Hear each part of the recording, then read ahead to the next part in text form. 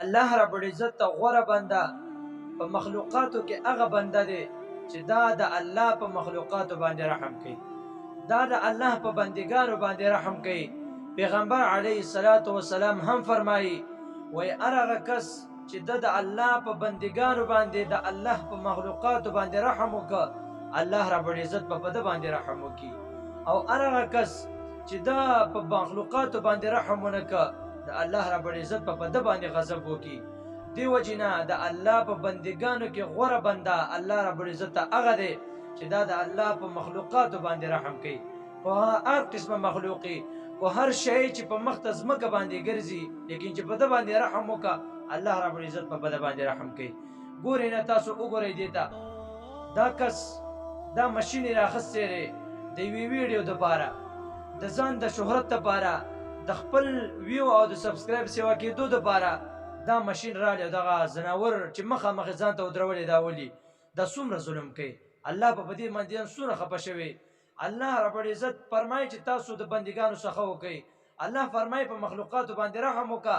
د یو ځناور دا ماشین راغستی او دغه مخامخ ته بل ځناور ولاړی دا ولي.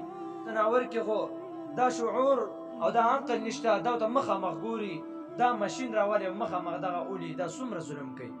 دغه رنګ چې چا څومره وسره سي هغه نه ظلم کوي. مه کوئ دا ظلمونه، الله رب العزت په دغه عذابونه نه راولي. چا چې څومره وسم کېږي، که باچا دی نو هغه د باچا منګي ظلم په خلکو باندې کوي. په یو کور کې مشر دی نو هغه په کور لاندې خلکو باندې ظلم کوي. مه کوئ دا ظلمونه، الله رب العزت په تاسو باندې عذابونه راولي. الله هم په عذابونو کې مسلط کړي. چا چې څومره وسم کېږي نو هغومره ظلم کوي، هغومره غلا کوي، هغومره په خلکو باندې ظلمونه کوي.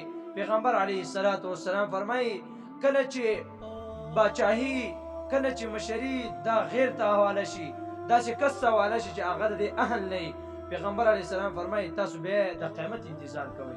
باید څوک په بازار کې رواني، غریب به رواني، مالداره کس به راشي، د چا څه په یو جا باندې به دا به راشي، په بازار کې به د غریب نه کله ګاړې اړې.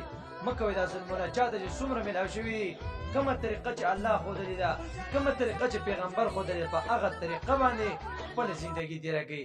په رزق به هم حلالي، هر څه به هم حلالي. که داسې نه